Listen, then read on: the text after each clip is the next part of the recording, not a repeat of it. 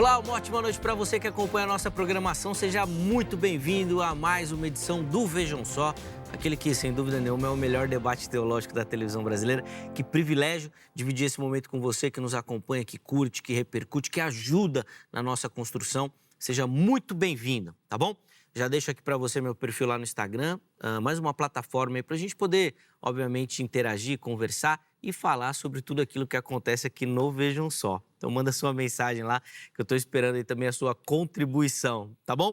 Deixa eu já apresentar aqui os nossos convidados de hoje, para a gente poder, obviamente, ganhar tempo na nossa conversa e aprender um pouquinho mais sobre o assunto proposto. Bom, com muita alegria que nós recebemos aqui nos nossos estúdios o reverendo Elias Robson, ele que é ministro da Igreja Metodista Wesleyana em Vila Medeiros, aqui em São Paulo. Graça e paz, meu irmão, seja muito bem-vindo. Uma alegria reencontrá-lo, pastor. Graça e paz, Zeca, que alegria, viu? Depois de um longo período aí, né? A gente está de volta, muito bom, né? Louvo a Deus por essa oportunidade, né? Mando aqui também um abraço para toda a nossa galera lá da igreja, né? Da IMW, né? Vila Medeiros, lugar de esperança, né? Isso. Convidamos, né? Quem está aí também nos vendo, nos assistindo agora, fica na Avenida Roland Garros, né? Que Roland Garros ninguém vai falar mesmo, né? Então, 327, né? Ali na Vila Medeiros, uma igreja muito aconchegante, acolhedora, né? E você está convidado. Um abração à igreja, amo vocês. Amém. Obrigado, pastor Elias. É sempre uma alegria recebê-lo aqui mesmo, não só pelo conhecimento que o irmão dispensa aqui nos debates, mas pela figura, pela pessoa, sempre muito sorridente, alegre, leve. É sempre muito bom encontrá-lo e poder dividir esses momentos contigo, meu irmão. Estou muito contente de poder hoje também, né, conhecer o pastor Christopher, que vai ser devidamente apresentado aí. Mas já estou feliz de conhecê-lo. Minha esposa vai amar esse debate, porque ela é dorameira, né? Então ela fala, mas rapaz, que bênção, você está com um pastor coreano. É verdade, tem esse aspecto também, boa, muito bom. E o pastor Elias ainda tem esse detalhe ainda de pastorear uma igreja que está em um dos maiores fenômenos linguísticos do Brasil, que é a Avenida Roland Garros. Justamente. Roland Garros. É interessantíssimo, porque se você falar a pronúncia correta, ninguém sabe onde é essa rua. Já entrevistaram um transeunte, né, ali, na avenida, e ele falou, deve ser em outro bairro, porque... Aqui não é. Aqui não é. É muito, muito interessante, muito bom. Pastor, obrigado pelo carinho. Amém. Deus abençoe demais sua vida, o ministério também, é um privilégio recebê-lo. Bom, e como o reverendo Elias mencionou aqui, nós temos também a oportunidade de receber na noite de hoje o reverendo Christopher Yo, ele que é ministro da Igreja Presbiteriana do Brasil, não preciso nem falar, né, de origem coreana, tá estampado, né, e já foi denunciado pelo reverendo Elias também, né? Spoiler ali. Já teve um spoiler, né? Reverendo Christopher, obrigado de novo por aceitar o nosso convite, seja muito bem-vindo, graça e paz, meu irmão. Gratidão é toda minha, Zeca, estar de volta aqui também, depois de um tempinho, que eu tive uns contratempos, tive também alguns eventos na minha vida, mas é sempre bom de estar de volta e muito bem acompanhado sempre, né, dos colegas que vêm aqui junto comigo e com você. Sim, a alegria é nossa, meu irmão, recebê-lo é sempre um privilégio, né? A gente aqui, antes de começar o programa, cheio das perguntas, né? Culturas diferentes, a gente sempre fica muito interessado. Reverendo Christopher é super atencioso, carinhoso, além, obviamente, de também contribuir demais intelectualmente com o programa, e você vai poder conferir isso na sequência. Antes, informações da igreja, reverendo Christopher, por favor. A nossa igreja fica no Bom Retiro mesmo, de São Paulo, aqui no centro de São Paulo. Ali nas proximidades da Avenida Tiradentes. Portanto, o acesso é muito bom pela estação Tiradentes, de metrô linha 1 azul. O nome da nossa igreja é a Igreja Presbiteriana do Brasil no Bom Retiro. Nós temos o Facebook da igreja, IPB no Bom Retiro. Nós temos também o canal de YouTube, Igreja Presbiteriana no Bom Retiro. Boa. Colocamos algumas pregações ali, embora o update está ficando difícil cada vez mais, está complicado das pregações, mas está lá, quem quiser conhecer as pregações da igreja. E também o contato, acho que vai aparecer, né? Isso, já está disponível para todo mundo. Meu celular ali também. A igreja ainda não tem um contato formal. Sim. O culto lá todo em português, Reverendo Cristo, vocês têm atividades em coreano também? O nosso culto é de domingo, às 11 da manhã, mas temos o estudo bíblico umas 10h10 da manhã também. Aí nós temos um intervalo abençoado de 15 a 20 minutos antes de ir para o culto. A nossa igreja, fora a minha família, todos são brasileiros. Então pronto. De coreano, só a nossa família, você, minha esposa e meu filho. Pronto, então tá bom. Muito bom, obrigado, viu, Reverendo Cristo, pelo carinho. Os contatos, né, já apareceram aí para você, do Reverendo Elias, do Reverendo Christopher, e nós vamos deixar salvo também no nosso perfil oficial do Instagram, o @programa Vejam Só, tá bom? Então, Zeca, apareceu rápido, não consegui anotar, calma, fica tranquilo, vai lá no Instagram, que tá tudo lá para você, não precisa ficar nervoso, tá lá, tá bom? Bom, vamos colocar na tela aí o tema de hoje, e a pergunta é bem clara, direta, objetiva, né? Deus regenera.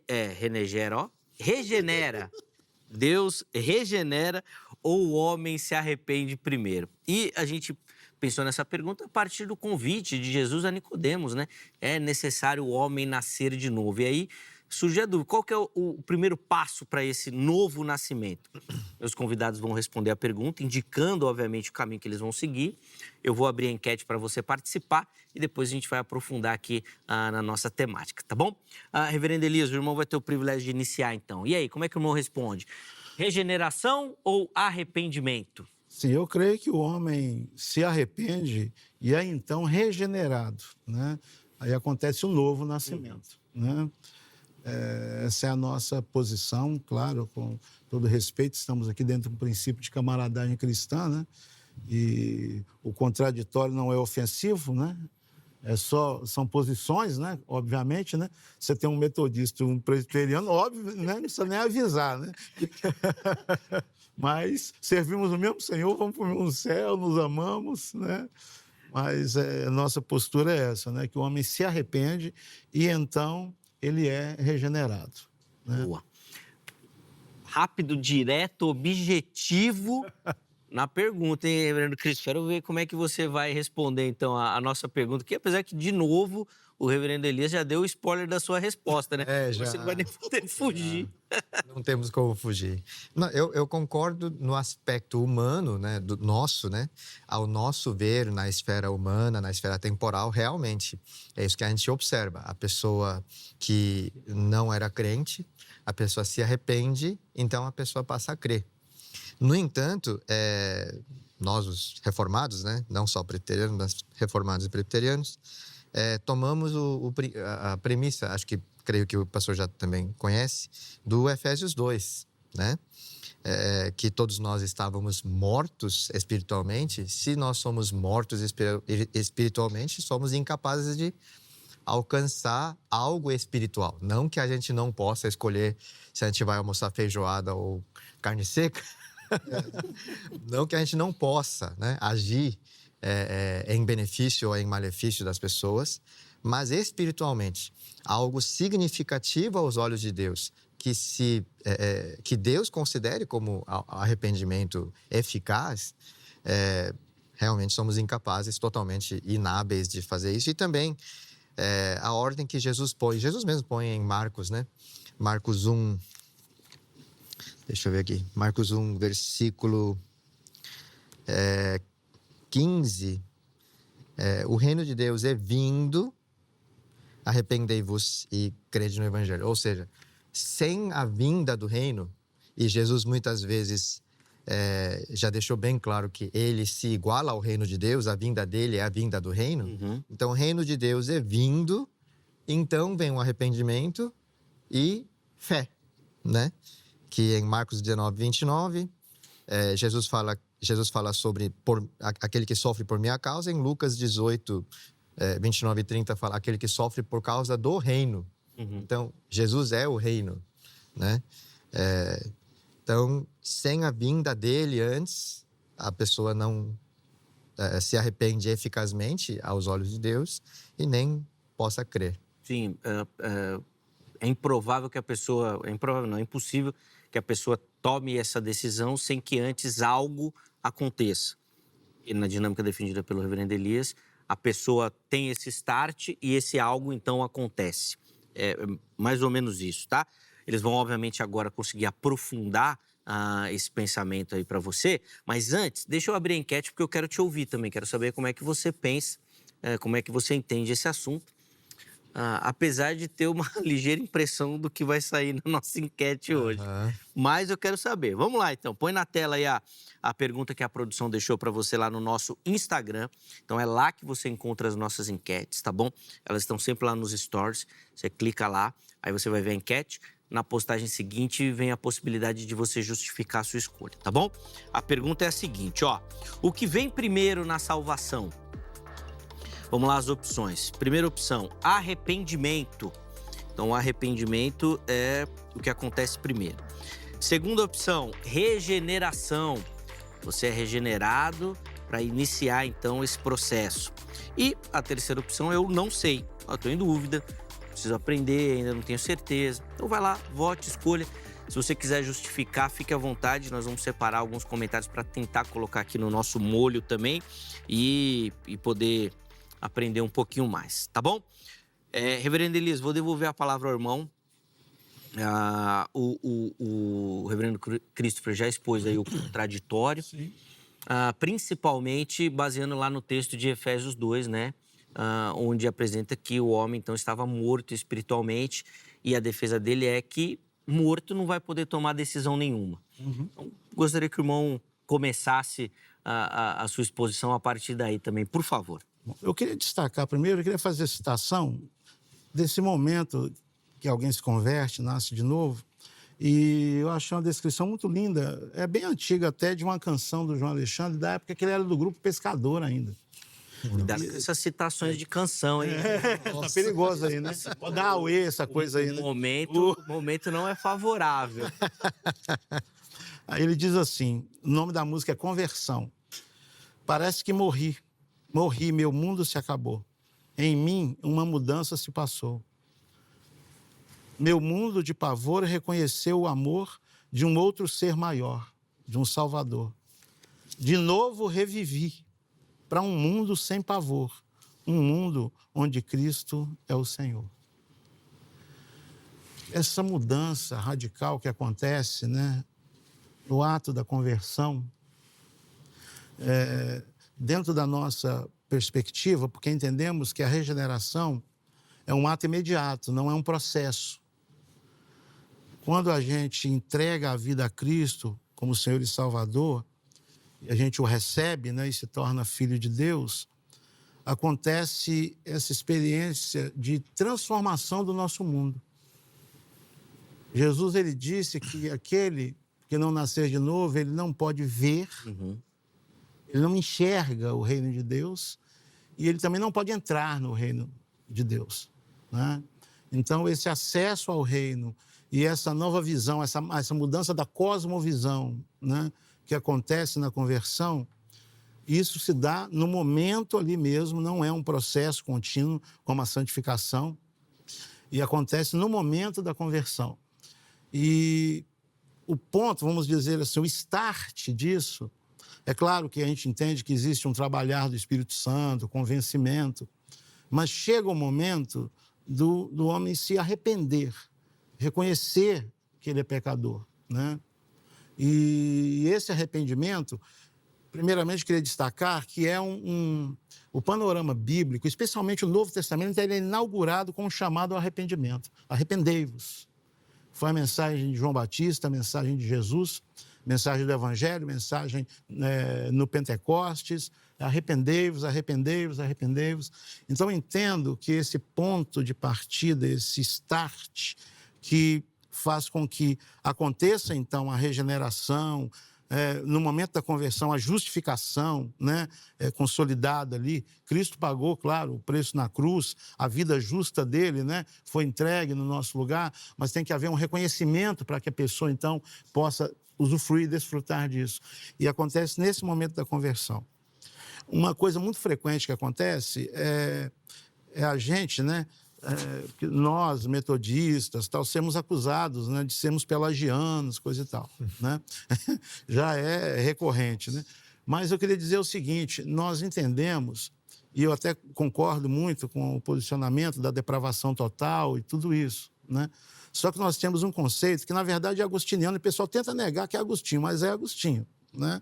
Que é a graça preveniente. Não é que Deus tem várias graças, a graça de Deus é multifacetada. A Bíblia diz que ela é multiforme, e ela atua de diversas formas.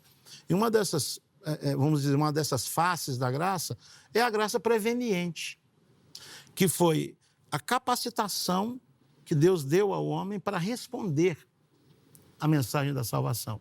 Claro que ainda envolve uma escolha, né? É resistível na nossa perspectiva, tá? Não é irresistível, ela é resistível.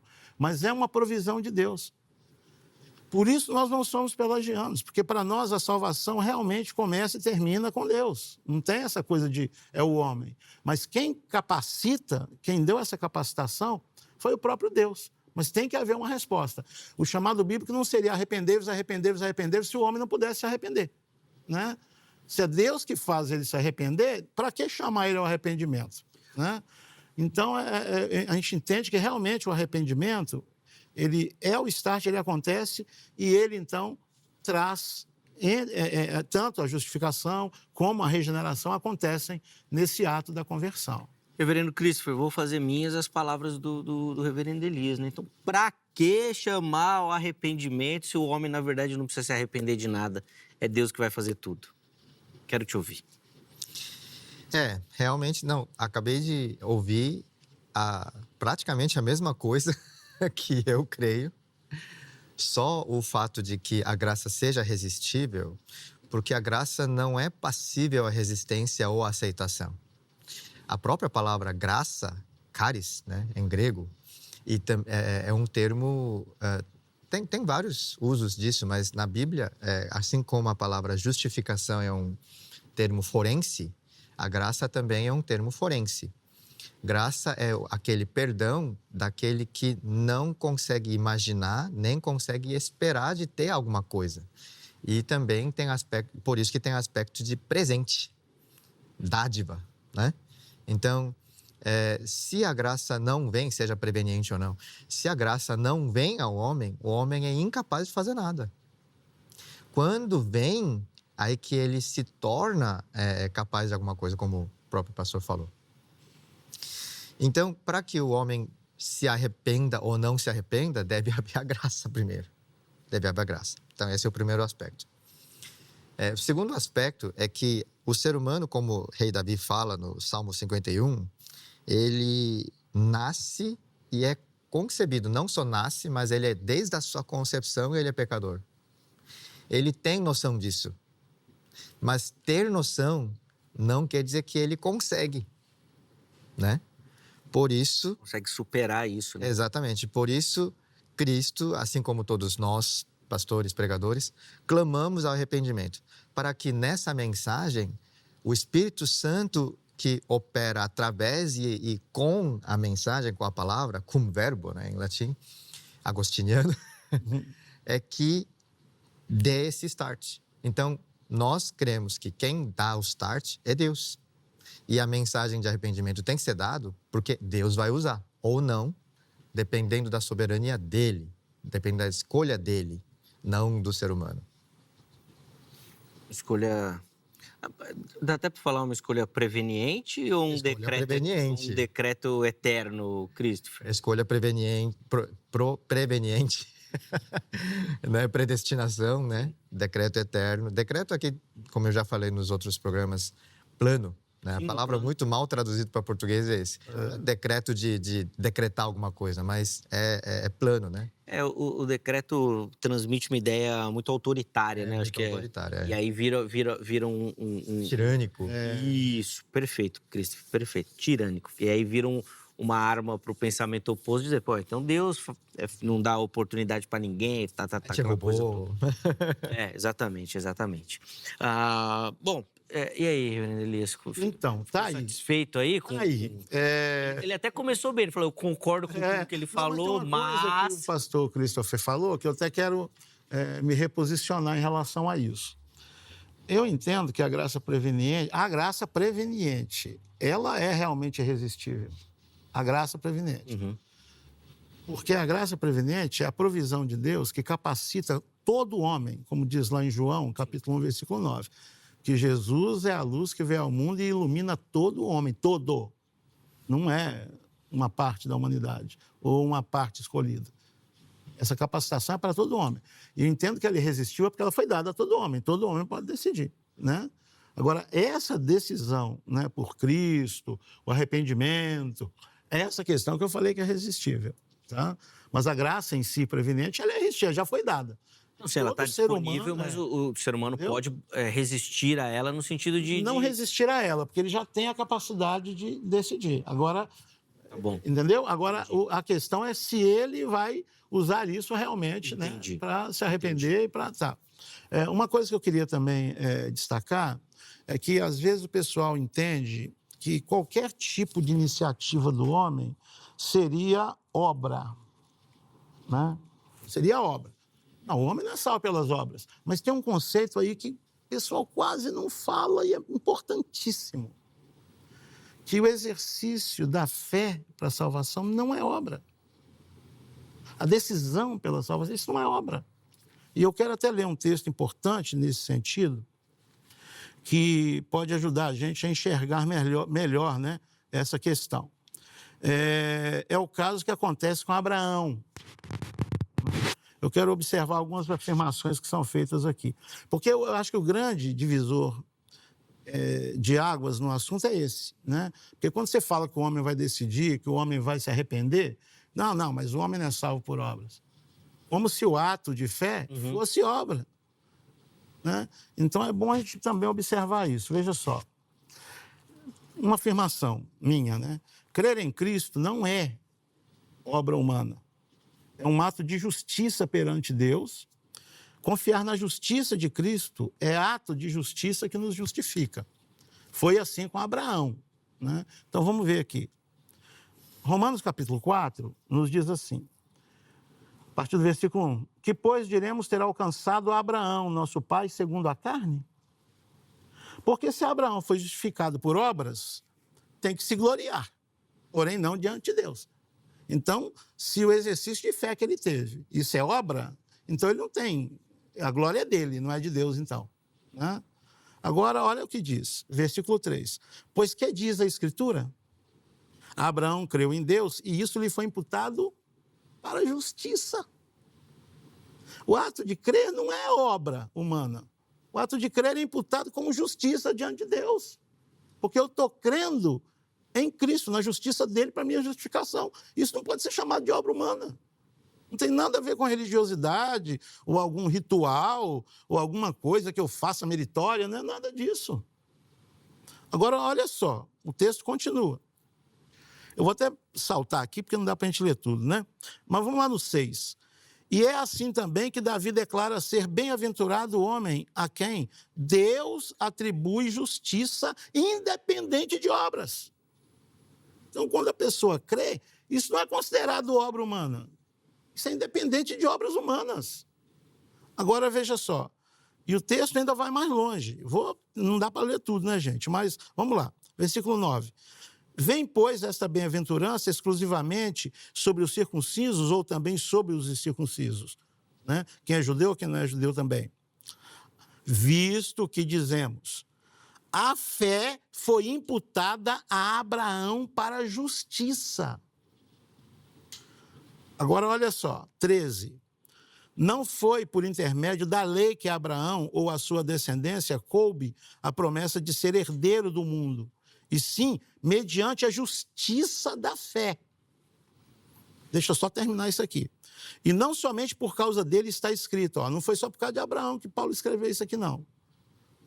Mas também por nossa causa, posto que a nós igualmente nos será imputado, a saber, a nós que cremos naquele que ressuscitou dentre os mortos, a Jesus, nosso Senhor, o qual foi entregue por causa das nossas transgressões e ressuscitou por causa da nossa justificação. O que Paulo disse?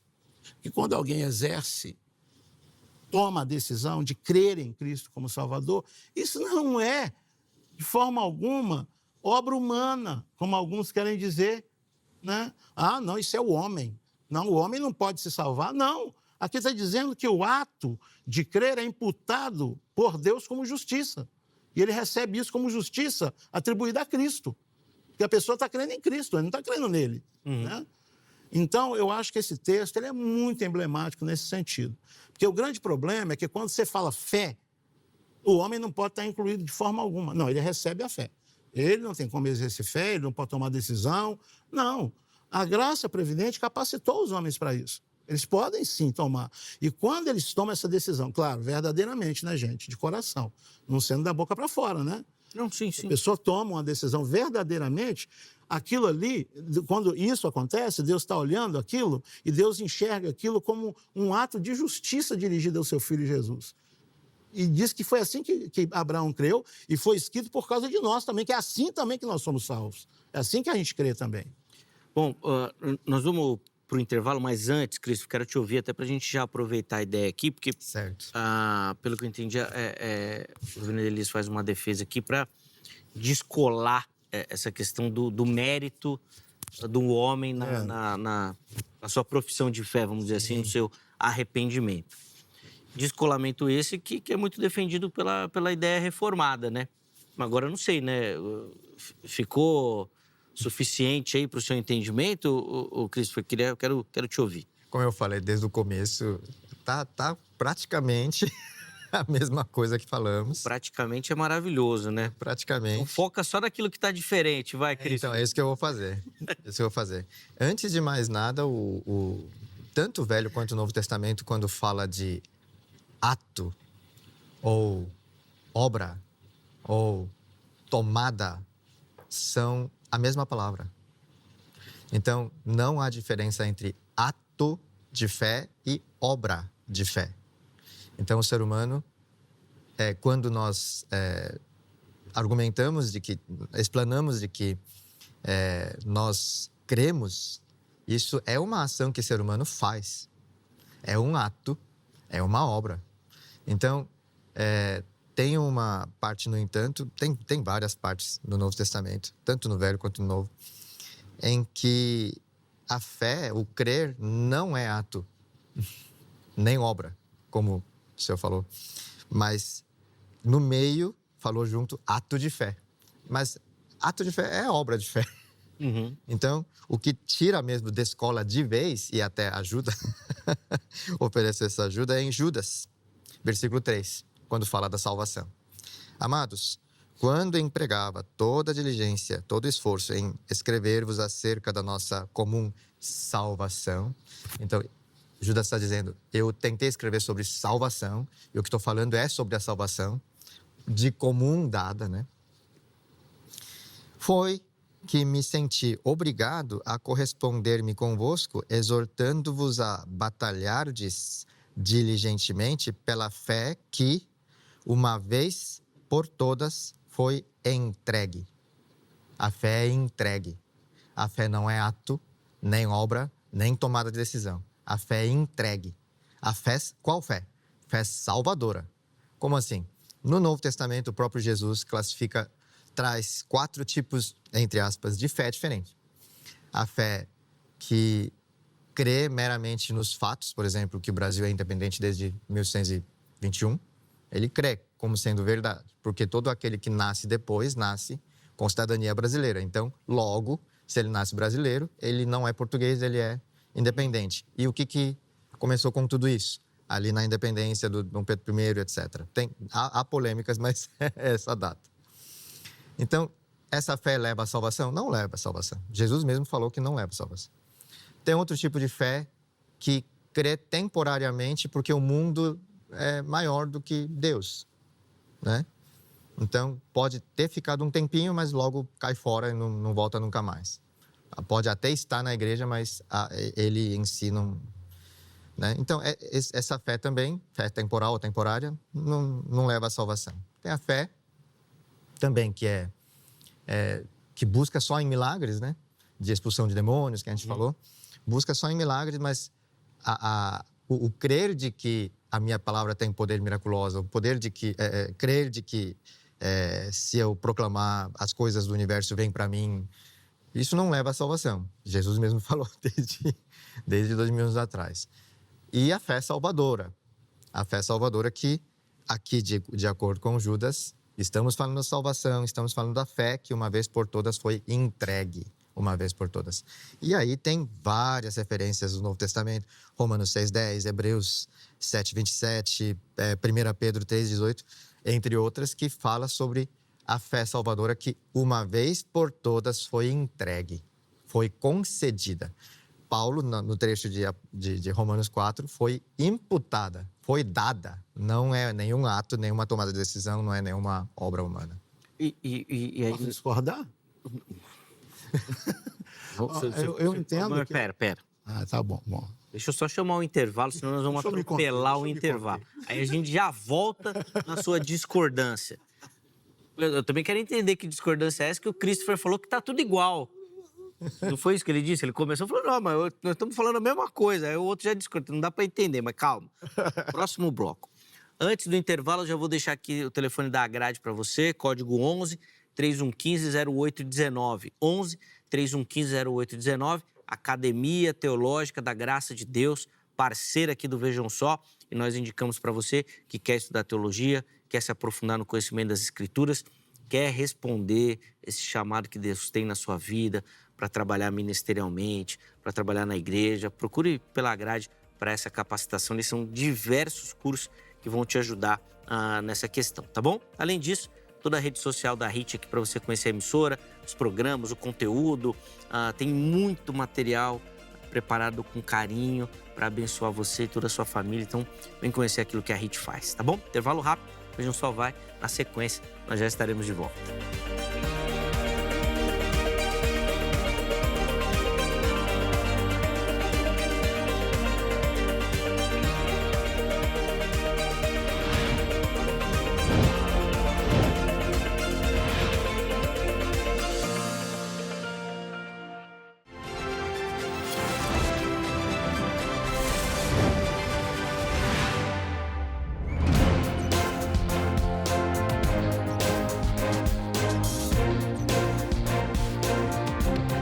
Muito bom, já estamos de volta com o Vejam Só, intervalo rapidíssimo aí na nossa conversa.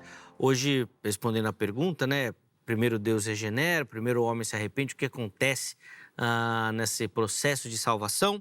Recebendo aqui nos estúdios o reverendo Elias Robson e também o reverendo Christopher Yo, tá certo? Bom, reverendo Elias, vou te passar para você que você não estava aguentando aí, que ficou um intervalo inteiro. Eu preciso falar, eu quero falar, eu vou falar. Vai falar, agora vai falar. Vou falar, falei, né? Pode discordar. O que o reverendo Christopher disse que você quer discordar?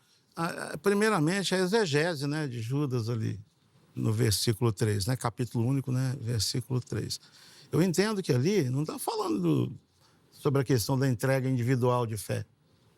O sentido da palavra fé no sentido da doutrina. É só ler o próximo versículo. Que havia indivíduos torcendo uns ensinamentos a respeito de Jesus, de quem ele era. E o que ele disse que a gente tinha que batalhar, né, por essa salvação e essa fé que foi entregue, ou seja, a forma doutrinária do evangelho puro, né? E aqui não está se tratando da questão individual, de receber individualmente fé, cada um, né? Então, eu acho que o contexto aqui é outro, né? Claro, isso é o meu posicionamento, né? Respeito plenamente o posicionamento do pastor, né? A outra questão é que também, quando disse lá sobre Abraão, disse que ele creu, e isto foi imputado. Não está falando que fé foi imputada antes, né? Ele creu e o ato de crer foi imputado a ele como justiça, tá? Então, só para separar isso, para não parecer que... Né? Ato de crer ali, vamos dizer assim, um sinônimo de ato de arrependimento. Justamente, ele creu, né? Se arrependeu e tal. Então, isso acontece, e diz que é um modelo para nós também. Era isso que eu ia falar. Né? E é o padrão seguido, então, nesse processo salvífico, né? Porque também tem a questão dessa definição do que é regeneração. Porque a gente entende que a regeneração, ele realmente é uma ação do Espírito Santo, vivificando, trazendo nova vida, né? Mas isso é mediante a conversão. A pessoa não tem a nova vida e depois se converte, né?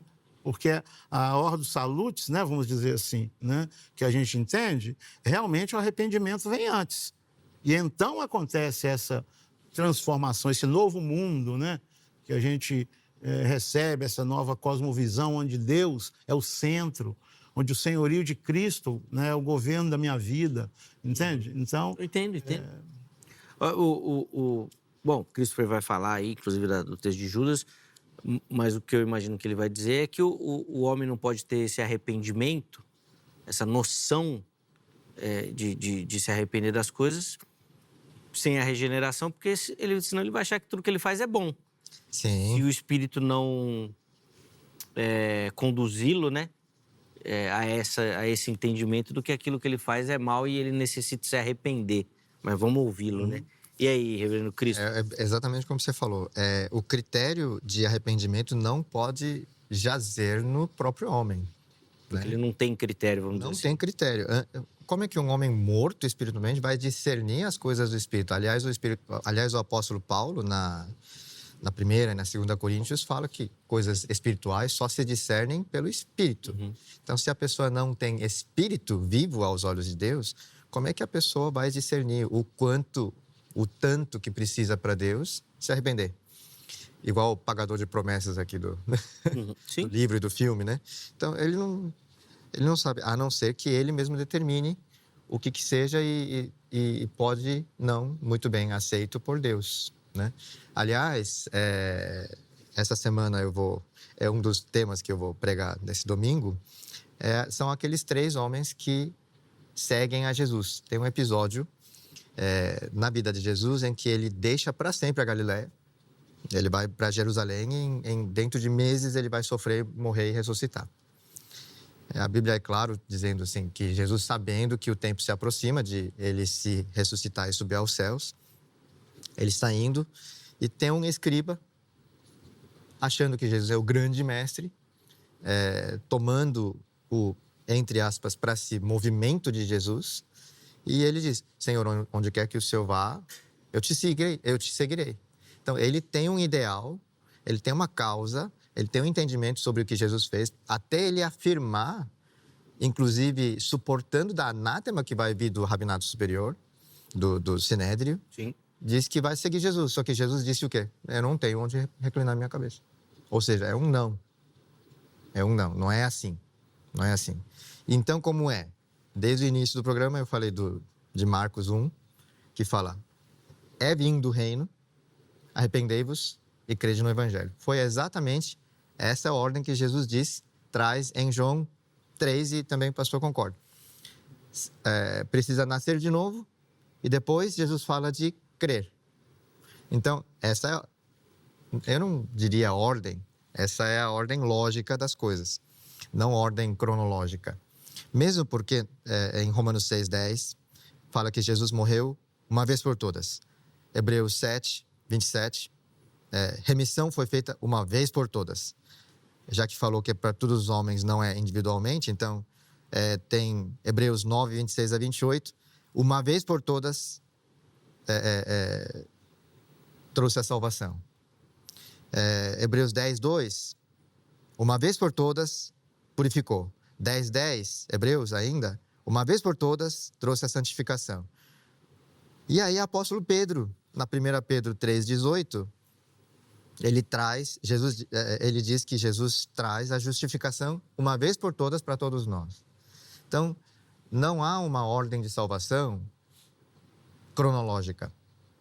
Tudo isso vem junto, numa única vez, uma vez por todas, para todos e para individualmente, que pertence a esse todos no corpo de Cristo espiritual, da 1 Coríntios, que Paulo diz. Só que essa ordem, infelizmente, o ser humano precisa de uma certa ordem para raciocinar. Então, é uma ordem cronológica. E a ordem cronológica que Jesus adota é nascer de novo e crer.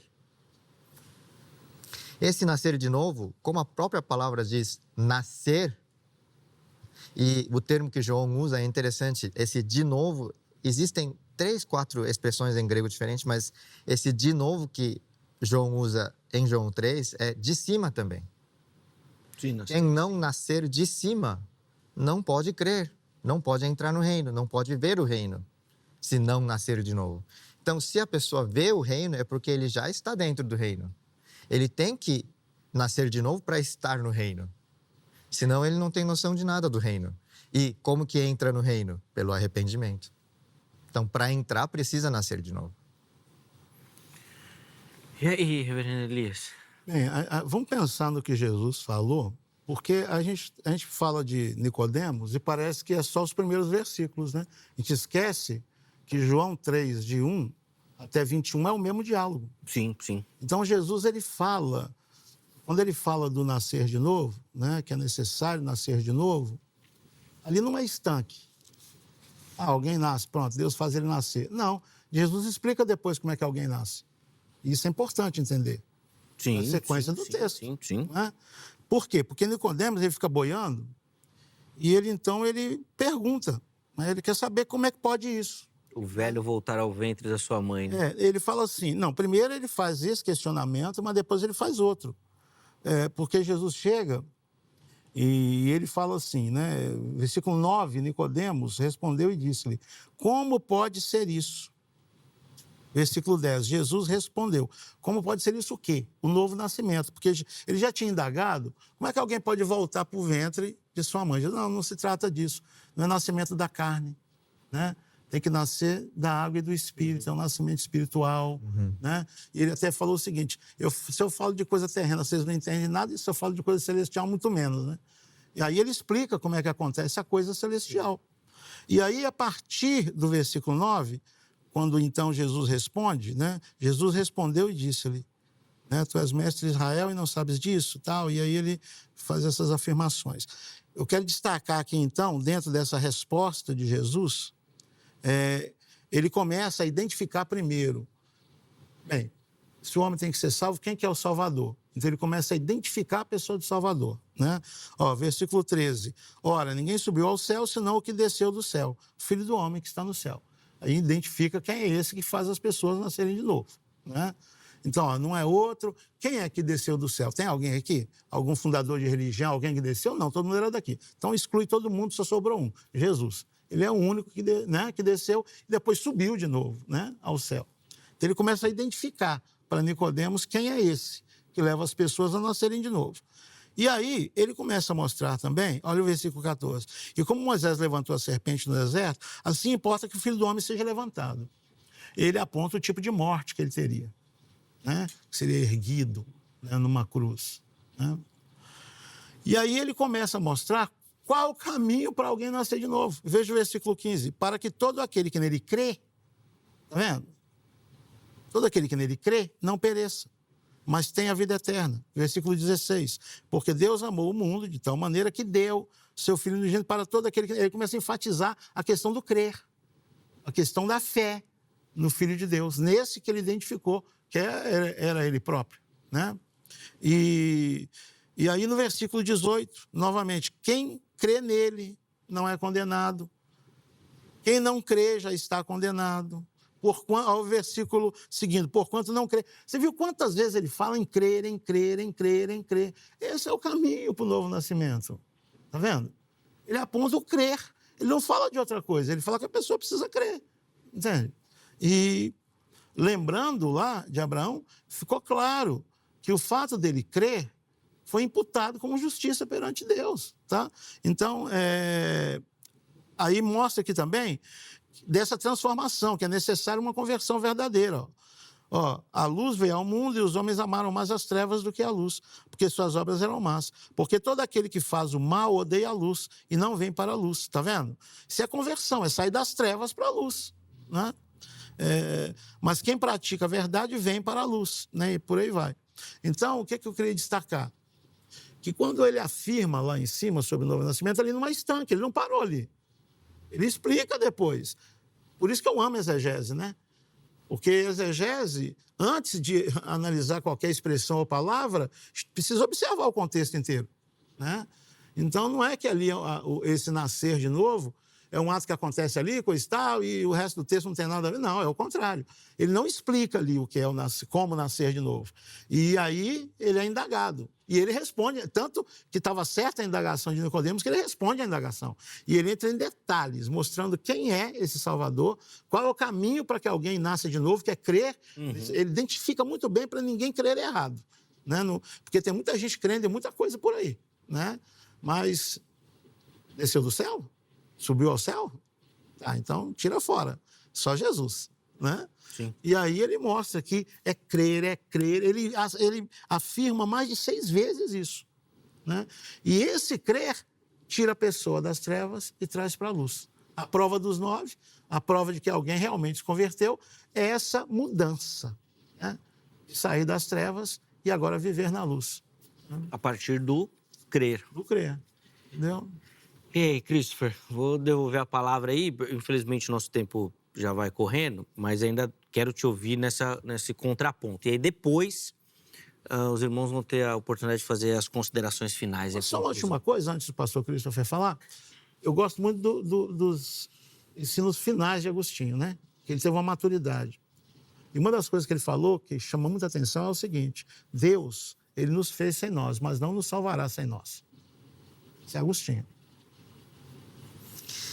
Mais uma vez, ressalto e concordo a importância da exegese. E pela exegese, o que vem primeiro é nascer de novo e depois crer. Por isso que eu falei desde o início do programa que a pessoa precisa nascer de novo para crer.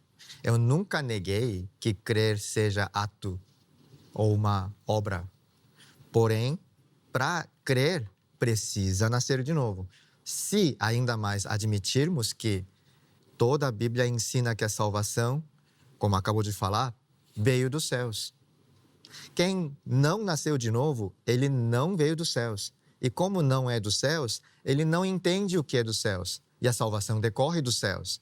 Jesus trouxe a salvação de cima para baixo. E ele subiu para consumar a fé. Tanto é que João Batista, ainda mais em capítulo 3, não obstante o diálogo com Nicodemos que o apóstolo João colocou também as últimas palavras de João Batista antes de ser preso, pelo menos no Evangelho de João. Que está aí no versículo 27 do capítulo 3, do mesmo capítulo 3. O homem não pode receber coisa alguma se do céu não lhe for dada. Se a salvação é celestial, de tal maneira que até os anjos querem saber desse mistério, porque para eles é diferente. Se a salvação decorreu dos céus, das mãos soberanas de Deus, como é que recebe a salvação? Através de Jesus Cristo, através do novo nascimento. A partir daí, ele começa a ver e conhecer e entender as coisas dos céus, através da qual ele consegue se ver. Aí se arrepende, aí crê. Mas não em tempos diferentes, mas tudo no mesmo ato, como eu ressaltei no bloco anterior. Tudo ocorre uma vez por todas, para a igreja e individualmente. Porque o indivíduo na igreja, ele é salvo através da mensagem da igreja. Arrependei-vos, pois o reino dos céus está vindo. O reino dos céus é vindo. E crede no evangelho. Então, essa mensagem, através dessa mensagem, o Espírito Santo salva a quem é destinado à salvação, e aquele que nasceu de novo, ele então é possível de praticar alguma coisa significativa aos olhos de Deus e ao reino de Deus. Boa. Até pode fazer comentários na fala, tá, reverendo Elias? Mas vai ser a última fala, porque a gente vai precisar encerrar. Não é hora da conclusão, mas se quiser dar um pitaquinho também fica à vontade, tá? 2 minutinhos aí, porque nosso tempo está curto. E depois o reverendo Christopher vai ter a oportunidade de encerrar o programa também com as suas considerações finais. Vamos lá, reverendo, por favor. Eu quero falar, né, para o nosso ouvinte: creia em Cristo. Tome essa atitude de crer no Senhor. A palavra de Deus diz que ali estava a luz verdadeira que ilumina todo homem que vem ao mundo. Então, todos têm essa iluminação, né, que a gente chama de graça preveniente, a capacidade de tomar essa decisão que é dita aqui no versículo 12, né, do primeiro capítulo de João. Mas a todos quantos o receberam, deu-lhes o poder de serem feitos filhos de Deus, aos que creem no seu nome, os quais não nasceram do sangue, nem da vontade da carne, nem da vontade do homem, mas de Deus. Então, a partir do momento que alguém recebe a Cristo, ele nasce da vontade de Deus. Tá? Esse novo nascimento acontece. É claro que são perspectivas diferentes. O pastor Christopher vê que em João capítulo 3, né, é estanque ali a afirmação, né? Eu não vejo assim. Eu vejo que realmente Jesus falou que importava nascer de novo, mas para quem ele dizia isso, não ficou claro como isso acontece, e depois ele explica como acontece. Então, eu não entendo assim, aqui é uma ordem de acontecimentos. Nasce, depois crê. Não, não é isso. O que ele faz é mostrar que tem que nascer de novo, e depois ele mostra como nascer de novo, que é através do crer, né? Então, esse é o nosso posicionamento. E eu convido você, nosso querido ouvinte, se você ainda não tem a Cristo como Salvador, entregue sua vida ao Senhor, que Ele está de braços abertos. Amém. Porque essa chance, né, de salvação eterna, ela é oferecida a todos os homens. Creia verdadeiramente em Cristo. E você terá uma nova vida, o seu mundo vai ser transformado. Eu te espero. Amém. Obrigado, reverendo Elias. Essa família de Deus. Pelo carinho, pela consideração aqui com o nosso convite. Agradeço, pastor Christopher, também. Sim, foi um debate super respeitoso e para crescimento mesmo, né, do nosso intelecto. Os contatos que o reverendo Elias disponibilizou, nós vamos deixar salvo no nosso perfil do Instagram. Chega por lá para você ter acesso, tá bom? De novo, obrigado, viu, meu irmão? Deus abençoe demais a sua vida. Amém. E ministério. Reverendo Christopher, 2 minutos aí também para as considerações finais, comentários aí para a gente poder encerrar a edição de hoje. Por favor. Ok. Como o rei Davi diz, nós somos concebidos e nascidos do pecado. E pecado, aos olhos de Deus, como diz já desde Gênesis 6, nos torna meras carnes e não mais seres vivos. Por isso que o apóstolo Paulo diz em Efésios 2, ele nos deu vida estando vós mortos nos vossos delitos e pecados. Mas Deus legou da sua maravilhosa misericórdia, infinda misericórdia, a graça para nos salvar, para nos tornar vivos novamente.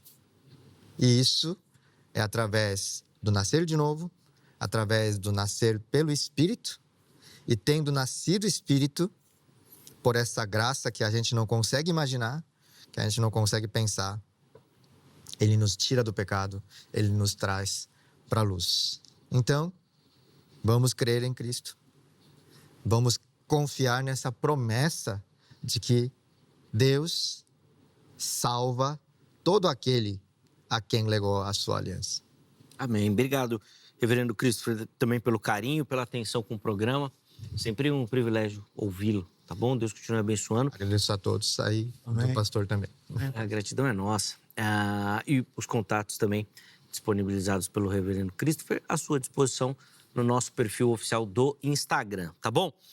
Vamos colocar o resultado da enquete antes da gente encerrar o programa, só para a gente ser surpreendido pelo resultado? Ou não, né? Vamos lá. A pergunta é, o que vem primeiro no processo de salvação, né? O que vem primeiro na salvação? Surpreendendo um total de 0 pessoas, 79% da nossa audiência disseram que o arrependimento vem em primeiro lugar. 20% a regeneração, né? O novo nascimento.